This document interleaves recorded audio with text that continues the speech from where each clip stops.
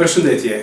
Sot do të shohim diçka për ndryshimet fizike dhe ndryshimet kimike. Në jetën e përditshme, qoftë në laborator, në industri, në anvisni, në shkollë apo ku do ndodhemi, ndodhen ndryshime të shumta, pra, qofshin ato fizike apo kimike. Ndryshimet gjatë të cilave substanca ndryshon vetëm formën, por përbërja e saj mbetet e njëjtë, quhen ndryshime fizike. Shembuj të tillë kemi shumë në natyrë, për shembull ngrirja e ujit, vlimi i ujit, grisja e një cope letrës që do të përcjellet. Edhe pas grisjes, letra prapë mbetet letër, po ndryshon vetëm forma, natyrisht edhe mallësia e saj. Shembull tjetër është për shembull ngrisja e një shkopi të drurit, ose thyrja e një shkopi të drurit, pra edhe ky prapë ka ndryshuar vetëm formën, natyrisht edhe mallësinë, po përbërja e saj nuk ka ndryshuar, ka mbetë prapë dru. Ose shembull tjetër është këputja e një cope nga ky shirit i magnezit, edhe kjo copë e këputur nuk ka ndryshuar përbërjen, prapë është magnez.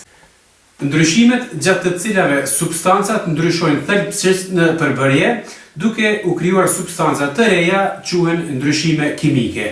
Për shembull, fotosinteza, elektroliza e ujit, djegja e drurit, e letrës, edhe e fijës së shkrepsës, të gjitha pra këto janë ndryshime kimike.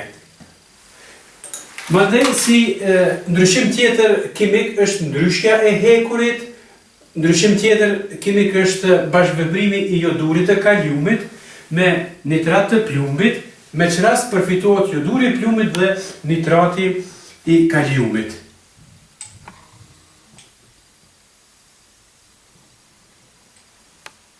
Po pra, tash është fitu një precipitat i verë dhe jodurit plumbit dhe në tretësirë mbetet nitrati i kaliumit. Reakcion tjetër i ndryshimeve kimike është edhe djegja e shiritit të magnezit, me që rast përfitohet oksidi i magnezit, pra substancë krejtësisht e re nga substancat reaguese. Pra, tash do të shohim edhe këtë praktikisht, do të ndezmi shiritin e magnezit dhe do të shohim se edhe ky është një ndryshim kimik.